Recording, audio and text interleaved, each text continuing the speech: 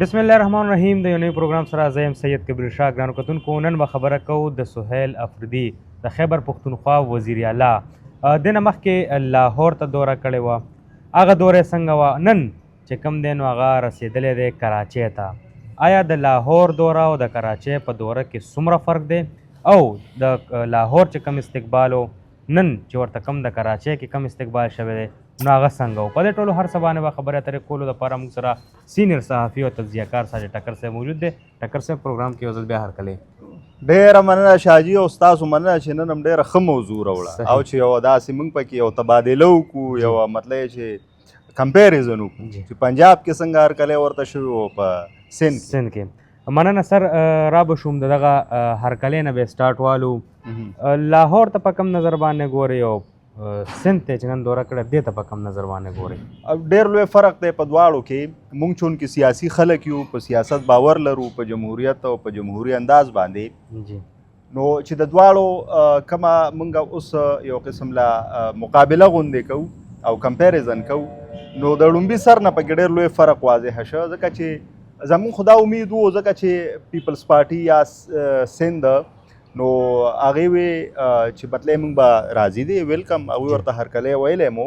خو نن چې موږ ولیدل نو په عملي توګه وزیر اعلی سهیل افریدی صاحب، ورسره بیا مینا خان افریدی چې زموږ صوبایي وزیر دی، او دغه شان نور د دوی سره ملګري او وزیران دي، نو هغوی چې ورسېدل نو کراچۍ ایرپورټ باندې د سند صوبایي وزیر سید غني صاحب هغه دوی ته هرکلی وکړو. زموږ وزیر اعلی صاحب دې ته اجرک چې کوم دی په اوږه که چې هغه یو کلتوري نښه ده د سند، او بیا سندی ټوپۍ هغه یې ورته ورپسر کړه. نو دیس از ا ویری ګډ پازیټیو اینډ میچیور ساین. دا په سیاست کې پکار وي داسې لکه بیانبازي، نظریاتي اختلاف، سیاسي اختلاف، دا په خپل ځای، خو لکه چې د یوې صوبې مشر بلې صوبې ته ځي نو موږ دا ګمان هم کوو، دا امید هم لرو چې پکار ده د حکومتونو یو بل سره اړیکه وي او سیاسي مشران د یو بل خیال ساتي. څنګه چې تاسو پوښتنه وکړه چې مقابله یې کوو که نه، نو کمپیریزن، نو فرق پکې څومره دی. نو فرق خو پنجاب ته چې دی تل نو بلها ځایونو کې دوی ته خنډان ودرول شوي وو، لارې ودرول دغه شوي وې، بیا مطلب چې صحافیانو هلته کم رقم سوالونه کړي وو. همدې خبره سره زه راتلم، د سند خبره مونږ که هرکلی ورته شوی، په لاهور کې کم هرکلی شوی څه ورته ور په غاړه کړي؟ نه، په لاهور کې خو ورته هرکلی داسې شوي وو چې لارې ورته بندې کړې وي. ښه جي. او مطلب چې صحافیانو ته هغه تپوسونه کړي وو چې هغه نه وو په کار. زموږ د وزیر اعلی صاحب نه، زموږ د مینا خان افریدي صاحب نه، او نور چې دوی سره څه خلک هغه سوالونه صحافیانو خپلو که چا ورکړي؟ او په دې خبرې کې دي، په دې بیا خبرې ډېرې هم شوې. ځینې صحافیانو وویل چې دا صحافیانه سوالونه نه وو، د صحافیانو نه، خو بهرحال وشو. اوس دغه خو یو د دوی سره یو د پنجاب حکومت به دا ووایو، د پنجاب د خلکو نه، د پنجاب د ولس نه، د پنجاب د حکومت یا د واکمنانو زموږ د وزیر اعلی سهیل افریدي صاحب سره یو رویه وه. خو بل خوا بیا د دوی چې کوم جوابي انداز و هغه هم څه د ستایلو نه دی. لکه که هغوی تپوسونه کړي وو ډېر بیلو د بیلټ وو، نه په کار، لکه تا څنګه سوال دی زموږ وزیر اعلی ته وایي تا ځان سره چرس راوړي دي یا ته سمګلر یې په تا الزام لګي. دس از ناٹ ا کوېسچن یو آسک. ټیک شو، هغه د یو صوبې چیف ایگزیکټیو دی، بالکل صحیح ده. خو بیا چې کم دوی جوابونه ورکړل، اوهو هم په نمونو جوابونه وو، لکه مینا خان افریدي صاحب چې څه ویلي وو که نه، هغه خو لکه مطلب چې بیا زموږ مشرقي ټولنه ده، نو موږ د سړي او زنانه هم خیال ساتو، نو هلته چیف ایگزیکټیو زنانه ده، مریم نواز ده. خو دې چې څه وویل، بیا چې کله زموږ شفیع جان صاحب راغی چې هغه معاون خصوصي برای اطلاعات دی د وزیر اعلی پریس کلب کې پریس کانفرنس، او هغې کې چې بیا هغه د جنګلي حوالې سره هغوی خو ډېر غلط ټکي استعمال کړی و، د دې څه دفاع نه کېږي، نه ده په کار ازما بخاري چې کوم ټکي استعمال کړی و. خو لکه مطلب دوی چې راللو بیا یې کوم انداز کې نو دام نه و په کار. ګوره بیا خو خیر بهرحال سهیل افریدي صاحب دا هم ویل یو ځای کې چې یاره دا نه و په کار، دا د لویه سینه ده، دا سټایل په کار دی. خو دا نن چې کم دی لاړله سهیل افریدی صاحب سره د ځینې خپلو ملګرو او د سند دوره ده، هغوی پکې بېلابېلو ځایونو ته ځي، په دې به انشاءالله یو بل پوډکاسټ به یې وکړو که خیر.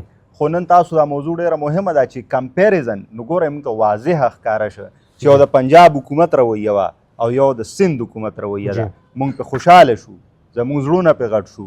موږ د خپل سهیل افریدي سره دلته په پښتونخوا کې سیاسي اختلاف هم لرو، په هغه تنقید هم کوو، خو دا مهال هغه د یو صوبې د چیف ایگزیکټیو په حیث باندې د یوې صوبې میلمه دی. نو موږ خوشحاله شو چې د سند حکومت خپل وزیر اعلی سید غني صاحب راولېږه ایرپورټ ته، هغې ته یې اجرک په اوږه کړ، هغه ته یې سندۍ ټوپۍ واچوله.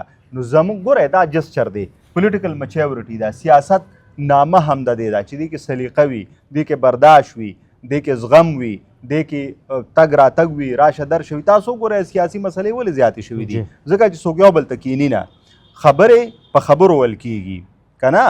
لکه مطلب یې چې چېرته هم خبره کېږي او څوک په خبرې باور لري او یقین ساتي، نو مسلې لوی لوی حل کېږي. د ملکونو ترمنځ هم، د سیاسي پارټو ترمنځ هم، د یو دوو فردو یعنی د دوه افرادو ترمنځ هم، د دوو وګړو ترمنځ هم. نو که موږ داسې هم په دې طریقه باندې زموږ اوس لکه د وفاق او د پښتونخوا حکومت یو بل سره واټن دی په ځینې معاملو باندې، که دوی کینی، که زموږ ورته څه پور وي پیسې، لکه زموږ وزیر اعلی صاحب وي چې زموږ ورته څه کم 15,000 ارب روپۍ پور دي، نو کینی ورسره. بیا دغه شان دلته د اپریشن خبره ده، لکه دا هم سوال پورته کیږي چې زما وزیر اعلی صاحب خو سند ته لاړ، هغوی هرکلی مو کو، موږ خوشحاله هم شو، خو دلته زما یو ګیله دا هم ده چې زما د تیرانه کډې را روانې دي، هلته واورې دي، بد موسم دی. بله ورځ هم یو پیښه وشوه چې کډه راتله اکسیډنټ وشو، په هغې کې د یوې کورنۍ 2-3 کسان چې کوم دی هغوی ژوند له لاسه ورکړه. نو په کار ده، زما خو به ګیله پیدا کېږي چې په هغوی سخت حالات دي او زما وزیر اعلی صاحب هلته ځي. زه سلوټ کوم د دوی تحریک ته، که هغه هر څه وي چې دوی وایي موږ سټریټ موومنټ کوو، د خپل لیډر دپاره کوي دی، خو د دوی پارټي چېرته ده؟